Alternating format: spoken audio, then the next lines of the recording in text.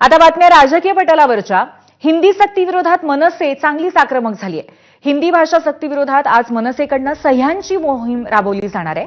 विभाग रचनेनुसार प्रत्येक शाळेबाहेर पालकांची सही घेतली जाईल।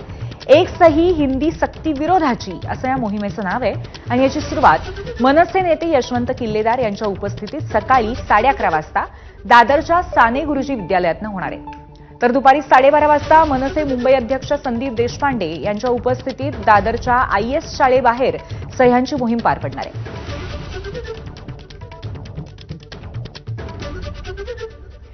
दरम्यान मनसेचे चेंबूरचे विभाग अध्यक्ष माऊली थोरवेंनी काय प्रतिक्रिया दिली आहे पाहूया।